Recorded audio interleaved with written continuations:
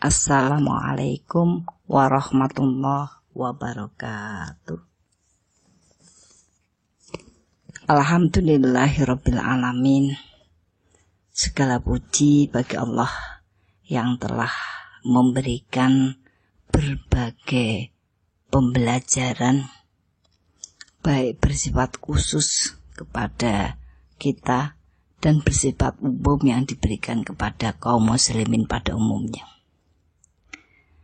Ma'asyiral muslimin rahimakumullah. Bahwa setiap muslim akan berhadapan dengan 3 hal. 1. Berhadapan dengan perintah yang harus ditaati. Yang kedua, berhadapan dengan larangan yang harus dijauhi. Yang ketiga, berhadapan dengan ketetapan yang harus diterima. Kaum muslimin yang berbahagia, bagaimana kita mentaati perintah dan bagaimana kita menjauhi larangan, itu adalah hal yang sudah cukup jelas dan orang mengerti. Yang kadang kemudian kita tidak bisa menerima adalah ketetapan-ketetapan yang banyak tidak sesuai dengan apa-apa yang diharapkan oleh manusia. Maka ada sebuah hadis yang menyampaikan, beruntunglah orang yang diberi petunjuk dengan Islam dan diberikan rezeki sekadarnya, tetapi ia merasa puas dengannya. Hadis riwayat Ibnu Majah. Kaum muslimin yang berbahagia, ketetapan yang diberikan Allah pada manusia itu memang merupakan rahasia ilahiyah, yang dengan ketetapan-ketetapan itu pada dasarnya Allah kepingin menjadikan manusia itu menjadi lebih bersih, lebih kokoh, dan terus berkembang. Namun karena tekanan-tekanan dunia dari apa-apa yang kita lihat, apa-apa yang didengar, apa-apa yang dirasa, itu semakin hari semakin mengeksploitasi kenikmatan.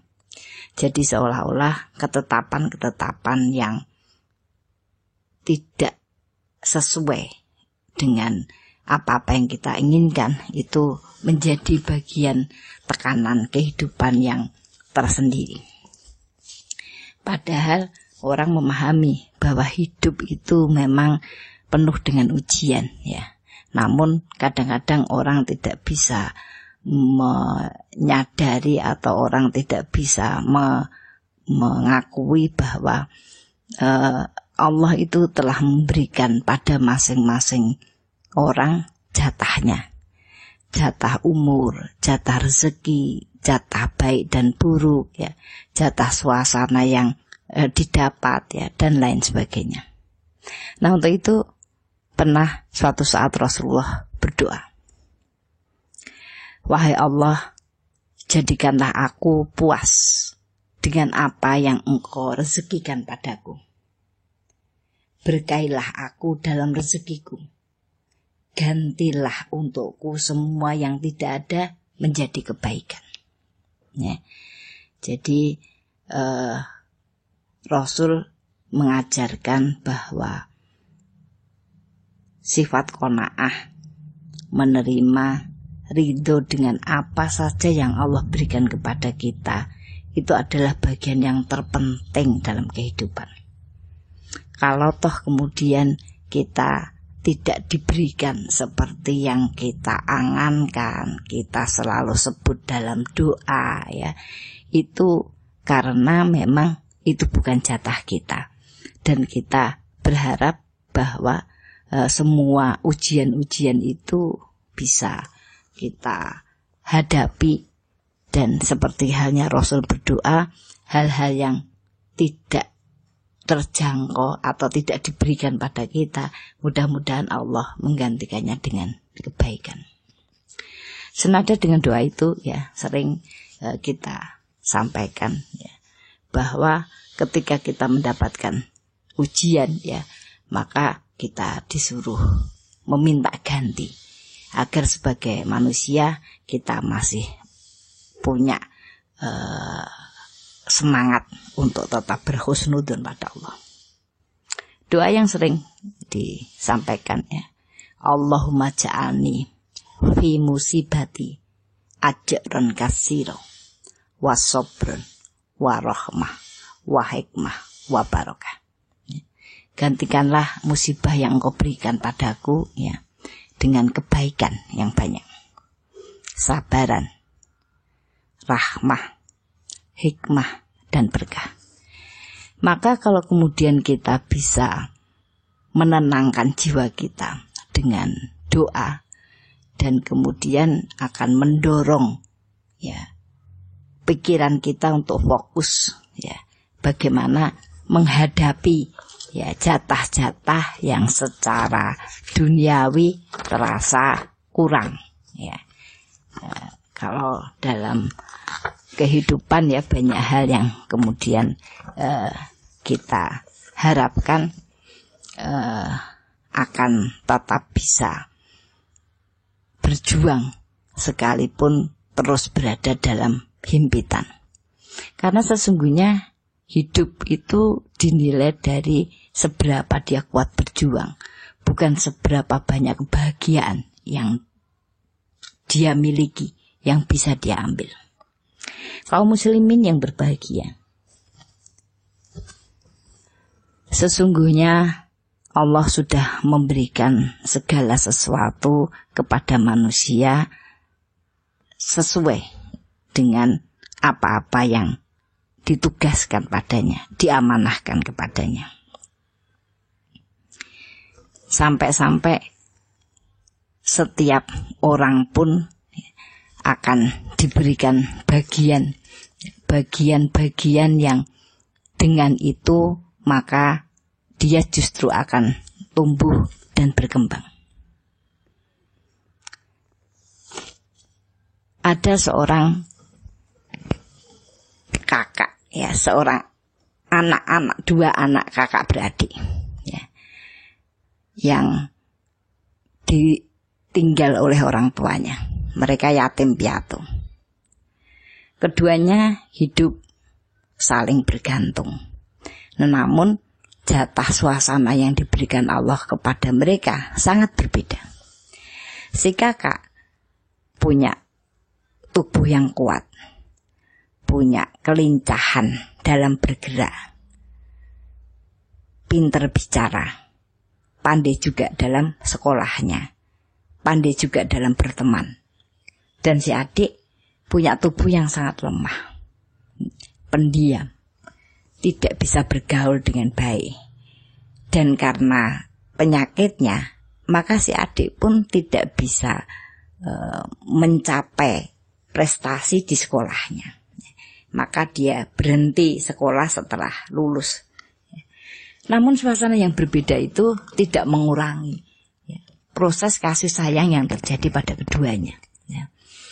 Kakaknya selalu merasa bertanggung jawab pada adiknya.